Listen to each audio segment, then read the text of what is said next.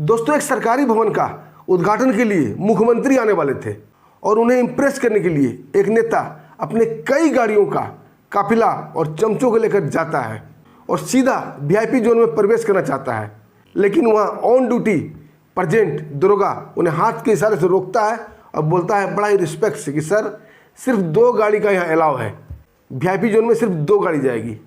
दोस्तों इस पर नेता भड़क जाता है और बोलता है अरे का हो दरोगा जी, अरे काहे रोक रहे हो हमार गड़िया, अरे तोहार ड्यूटी लगा है हम निशन वीआईपी नेता का सलूट मारने के लिए, न कि गाड़ी रोकने के लिए, अरे जाने दो गड़िया।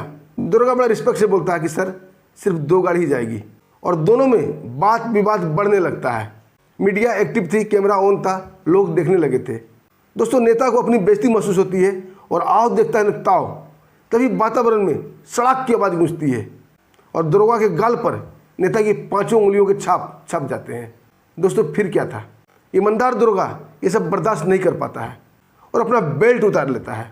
उसके बाद दोस्तों वातावरण में सिर्फ सड़ाक सड़ाक सड़ाक की आवाज़ गूंज रही थी और गूंज रहा था उस नेता की चीख। उसके बाद जो होता है दोस्तों बड़ा ही गजब, बड़ा ही विचित्र होता है। आइए दोस्तों पूरी कहानी जानते हैं विस्तार से कि आखिर उस नेता का पिटाई क्यों हुआ, नेता ने दरोगा के साथ क्या बकवास किया। अब पिटाई के बाद दरोगा का क्या होता है, क्या वो सस्पेंड हो जाता है, क्या उसकी वर्दी छीन ली जाती है और दरोगा का समर्थन में लोग क्या करते हैं। दोस्तों इन सारे प्रश्नों को उत्तर जानने के लिए वीडियो को विस्तार से देखना पड़ेगा। वीडियो को स्किप नहीं कीजिएगा, वीडियो पूरा देखिएगा।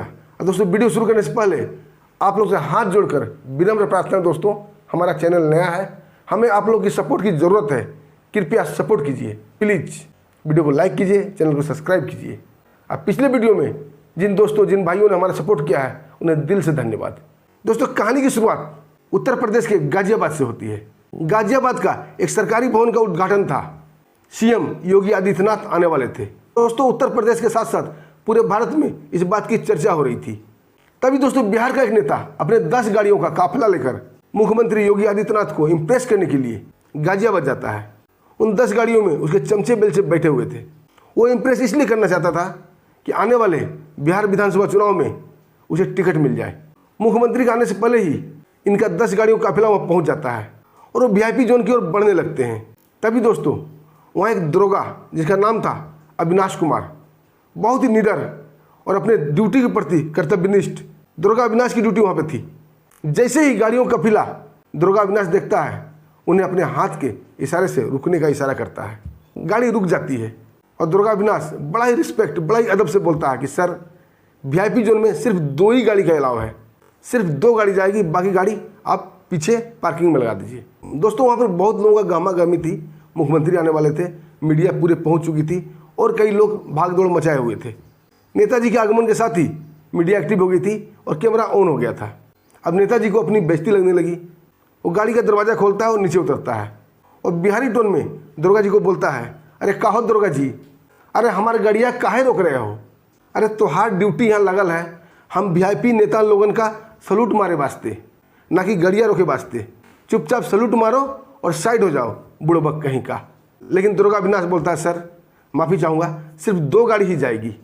अब दोस्तों दरोगा जी थोड़ा तैश में आ जाते हैं और तैश में आके वो बोलते हैं अरे तू कौन होता है हमारा काफिला रोकने वाला, तू एक अदना सा कर्मचारी, एक मामूली सा दरोगा, तू हमारा काफिला रोकेगा, तू हम जैसे वीआईपी नेता को ऑर्डर देगा, अरे तेरी औकात क्या है। दोस्तों अब दरोगा अविनाश को भी थोड़ा थोड़ा गुस्सा आ रहा था, लेकिन अपने ऊपर नियंत्रण बनाए हुए था। बोला सॉरी सर, ऊपर से ऑर्डर है, सिर्फ 2 ही गाड़ी जाएगी। तभी नेताजी बड़ा ही तैश में बोलते हैं भाग बुड़बक, ऊपर से कोनो भगवान तुमको ऑर्डर दिए हैं, अरे कोनो एसपी डीएसपी तुमको ऑर्डर दिया होगा, ये वर्दिया तुम्हारे शरीर पर अच्छा नहीं लग रहा है, 2 ही मिनट में ये वर्दिया उतार लेंगे और उतार के अपना गाड़ी में पोछा लगाएंगे। और जब तुम बेरोजगार हो जाओगे ना तो हमारे आगे पीछे हजूर हजूर कहते घूमोगे। दोस्तों नेता की इस बात पर उसके सारे चमचे जोर जोर से हंसने लगते हैं। अब वहाँ उपस्थित भीड़ को भी अब मजा आने लगा था। कुछ लोग तो छुपे मुंह हंस रहे थे। मीडिया ऑन थी, कैमरा ऑन था। दोस्तों दरोगा जी का मुखमंडल गुस्सा और शर्म से लाल हो जाता है, क्योंकि अब वर्दी की इज्जत वाली बात हो गई थी और वो नेता वर्दी से पोछा लगाने की बात कर रहा था, जो अविनाश को बर्दाश्त नहीं होता है। और दरोगा अविनाश भी तैश में आके बोलता है कि नेताजी ये खाकी वर्दी है, कोनो नेता की कुर्सी नहीं है जो 5 साल में बदल जाएगी। दोस्तों नेता को अब ये बात बर्दाश्त से बाहर लगने लगती है, उसे अपनी बेइज्जती महसूस हो रही थी। और नेताजी गुस्से में गरजते हुए कहते हैं, तू अदना सा दुर्गा हमसे जुबान लड़ाएगा। और दोस्तों इतना कहते ही उस वातावरण में जोर से तड़ाक की आवाज़ गूंजती है और इस तड़ाक के साथ दुर्गा अविनाश के गालों पर 5 उंगली के छाप छप जाते हैं। यानी कि नेता ने दुर्गा को थप्पड़ मार दिया था। वहाँ उपस्थित भीड़ सन्न हो जाती है। कुछ लोग दबे मुंह हंस रहे थे तो कुछ लोग सहम जाते हैं। लेकिन दोस्तों अगले पल वो होता है जिसकी कल्पना किसी ने वहाँ नहीं की थी, वो नेता ने भी नहीं की थी। दोस्तों 2-3 सेकंड दुर्गा अविनाश चुपचाप सोचता रहता है। उसके अगले ही पल वो अपना बेल्ट खोलता है और बेल्ट से पिस्टल निकालता है। बाएं हाथ में पिस्टल और दाएं हाथ में बेल्ट। और दोस्तों उसी वातावरण में, उसी फिजा में फिर से एक बार आवाज़ गूंजती है, सड़ाक सड़ाक सड़ाक सड़ाक सड़ाक। और दोस्तों इसी के साथ वहाँ गूंजने लगती है नेता की चीख, क्योंकि दुर्गा अविनाश ने उसी बेल्ट से दुर्गा की खाल उधेड़ना शुरू कर दिया था। और तब तक मारता है जब तक दुर्गा नीचे नहीं गिर जाता है। और दुर्गा मारता जाता था और उससे बोलता जाता था, ये है मेरी औकात, ये है कानून की औकात, ये है नेता की औकात। दोस्तों वहाँ भगदड़ मच जाती है। नेता जोर जोर से बचाओ बचाओ चिल्ला रहा था। नेता एकदम बिल्कुल थर-थर कांपने लगता है। उसे सपने में भी उम्मीद नहीं थी कि उसके साथ कभी भविष्य में ऐसा भी हो सकता है। जिस पुलिस वाले को वो अपना गुलाम समझता था, आज वही कानून, वही पुलिस उसका खाल उधेड़ रहा था। उसके चमचे भी सन्न हो जाते हैं। जब तक वो कुछ समझ पाते और बीच बिचाव में आगे आते, तब तक दुर्गा अविनाश पिस्टल लहराता हुआ उन्हें धमकाता है, अगर कोई भी बीच में आया तो उसकी लाशें बिछा दूंगा, उसे गोली मार दूंगा, उसे शूट कर दूंगा। दोस्तों दुर्गा अविनाश के बातों में वो कंपन थी, वो भय था, वो दहाड़ थी कि नेता के चमचे चुपचाप गाड़ी में बैठ जाते हैं।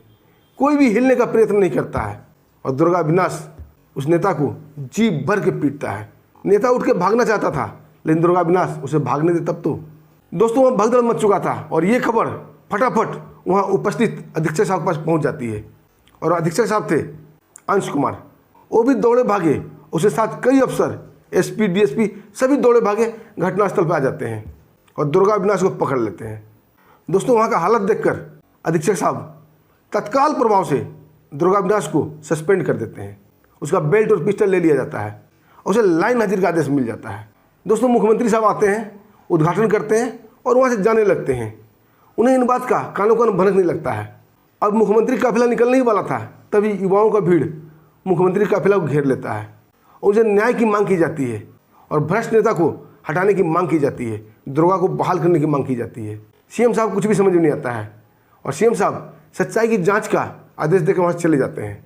दोस्तों वो नेता भी कम पैतरेबाज नहीं था। तुरंत मीडिया के सामने आता है, अपना फटा हुआ कुर्ता दिखाने लगता है और अपने चोट को बढ़ा चढ़ा कर दिखाने लगता है और चिल्लाते हुए बोलता है, ये अफसरशाही है, ये तानाशाही है, ये पुलिस की गुंडागर्दी है, यह लोकतंत्र की हत्या है, लोकतंत्र को पुलिस तंत्र में बदलने की साजिश है। दोस्तों उस नेता का बयान भी मीडिया बढ़ा चढ़ा कर दिखाने लगती है। अब दूसरे दिन एक युवा वर्ग हाथों में बड़े बड़े बैनर लेकर मुख्यमंत्री आवास के सामने खड़े हो जाते हैं और बड़े बड़े बैनर पर लिखा हुआ था, ऐसे बहादुर ऑफिसर को हटाओगे तो ईमानदारी मरेगी। किसी बैनर पर लिखा था दुर्गा अविनाश की ड्यूटी बहाल हो, किसी बैनर पर लिखा था भ्रष्ट नेता को जेल हो और पब्लिक चिल्ला रही थी थप्पड़बाज नेता को जेल में डालो। टीवी चैनलों पर डिबेट दिखाई जाने लगता है, कोई नेता के पक्ष में तो कोई दुर्गा के पक्ष में बात रखने लगते हैं। सभी जगह उस बहादुर दुर्गा अविनाश की चर्चा हो रही थी कि पुलिस फोर्स को ऐसा दुर्गा चाहिए। दोस्तों ट्विटर पर भी बहुत सारे हैशटैग ट्रेंड करने लगते हैं। उसमें से कुछ ये थे, हैशटैग दुर्गा का इंसाफ, हैशटैग थप्पड़बाज नेता, हैशटैग पुलिस पावर, हैशटैग भ्रष्ट नेता को जेल, हैशटैग ईमानदारी की पावर। दोस्तों इधर उस भ्रष्ट नेता का एक गुट मुख्यमंत्री के ऊपर भी दबाव डालने लगता है कि उस दुर्गा की वर्दी छीन ली जाए, उसे डिसमिस फ्रॉम सर्विस कर दिया जाए। लेकिन मुख्यमंत्री कुछ भी नहीं बोलते हैं, वो चुपचाप थे, सच्चाई सामने आने की बात कर रहे थे।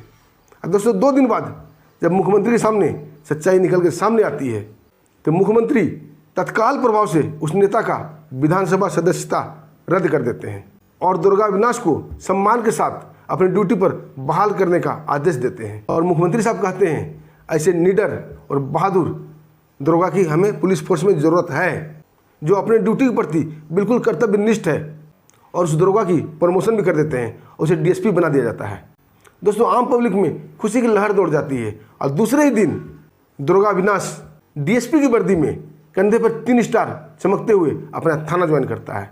तभी मीडिया वाले उसे घेर लेते हैं। अब पूछते हैं, सर आप उस घटना पर क्या कहना चाहोगे? अब डीएसपी अविनाश कहते हैं कि मुझे किसी से बैर नहीं है, मैं सिर्फ अपना ड्यूटी कर रहा था। अगर मैं उस दिन उस थप्पड़ को सह जाता तो पूरी पुलिस की वर्दी की इज्जत खो जाती, खाकी की इज्जत खो जाती और कानून की इज्जत खो जाती। कानून से लोगों का विश्वास उठ जाता। दोस्तों, ये कहकर डीएसपी अविनाश साहब अपने ऑफिस में चले जाते हैं। दोस्तों, ये कहानी भले ही काल्पनिक है, लेकिन समाज को एक आईना दिखाता है, कानून को एक आईना दिखाता है।